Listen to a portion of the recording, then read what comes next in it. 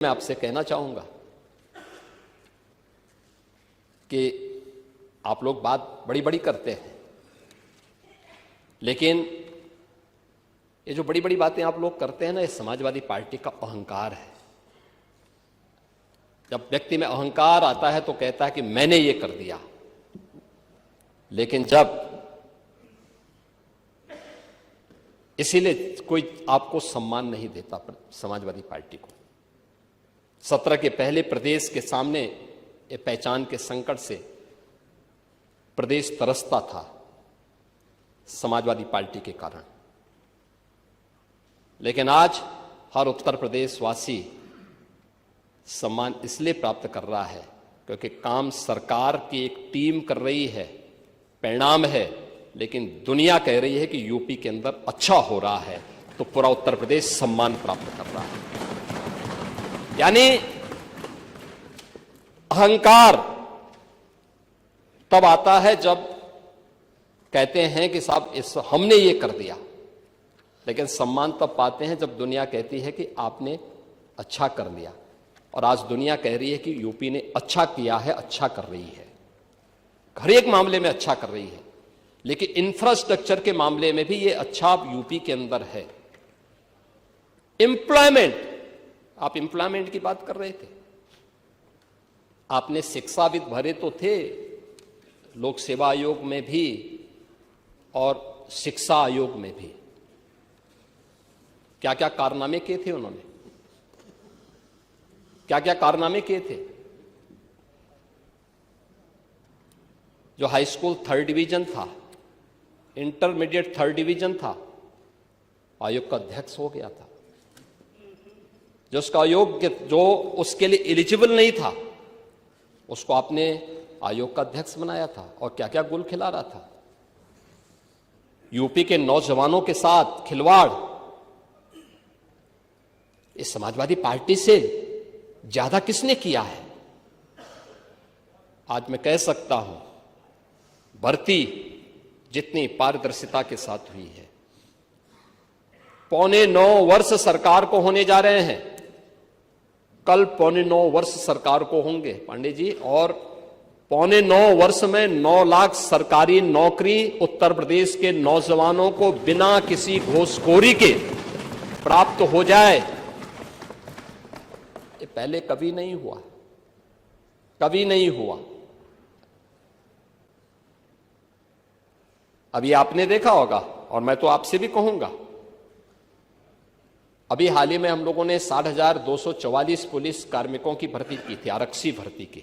सिद्धार्थनगर जनपद के बहुत सारे नौजवान हुए थे। आपको बुलाना चाहिए था अपनी विधानसभा के नौजवानों को, उनके परिवार के सदस्यों को बुलाते, उनको सम्मान देते, अच्छा रहता, क्योंकि आप उनके चुने हुए प्रतिनिधि हैं, आपको बुलाने का अधिकार है। क्या इससे पहले कभी हुआ? हम इतने बड़े पैमाने पर भर्ती इसलिए कर पाए क्योंकि हमने इसके लिए उतना इंफ्रास्ट्रक्चर दिया है। इससे पहले इंफ्रास्ट्रक्चर नहीं था। देखिए, यूपी के अंदर 17 के पहले पुलिस ट्रेनिंग के लिए हमारे पास कुल 3,000 की क्षमता थी। जब हम लोगों ने 2017 में पुलिस की भर्ती की व्यवस्था को देखा, कैसे इनकी ट्रेनिंग होगी, क्योंकि भर्ती नहीं करना, इनकी ट्रेनिंग भी करना है। वर्दीधारी फोर्स के लिए महत्वपूर्ण होता है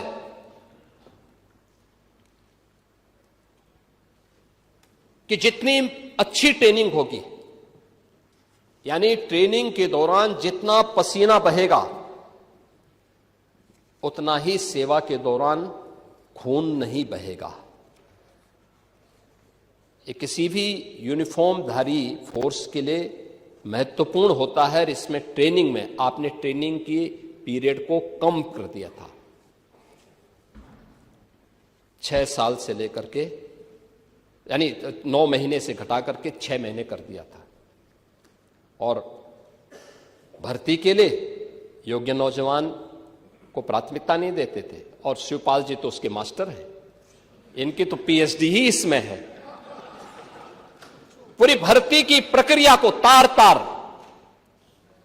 हर व्यक्ति बेहाल था। आज उत्तर प्रदेश का नौजवान नौकरी प्राप्त कर रहा है। क्या शिक्षा में, क्या उत्तर प्रदेश लोक सेवा आयोग में, क्या अधीनस्थ सेवा चयन आयोग में, क्या पुलिस भर्ती बोर्ड में, और भर्ती की इस प्रक्रिया को ही पारदर्शी बनाने के लिए हम लोगों ने हर एक स्तर पर उस प्रकार के तंत्र को विकसित किया है। और इसीलिए शिक्षा आयोग में भी उत्तर प्रदेश के रिटायर्ड डीजीपी को बिठाया है कि जैसे माफिया की कमर तोड़ी गई है, नकल माफिया की कमर को भी वहां बैठ करके ऐसे तोड़ना है। क्योंकि नकल माफिया आदत तो आप लोगों ने खराब की थी, लेकिन उनकी आदत को सुधारने का काम, क्योंकि जब भी कोई हैंकड़ी दिखाता है तो उसकी हैंकड़ी को ठीक करने का काम भी सरकार का होना चाहिए। और यही हमारे पद की शपथ भी है। एक सज्जन को सुरक्षा, लेकिन दुर्जन को ठिकाना लगाने का काम। परित्राणाय साधूनाम विनाशाय च दुष्कृताम, यही तो है।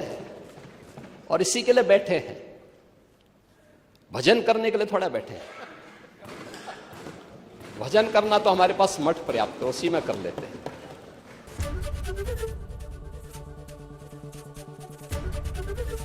एबीपी गंगा, खबर आपकी, जुबान आपकी।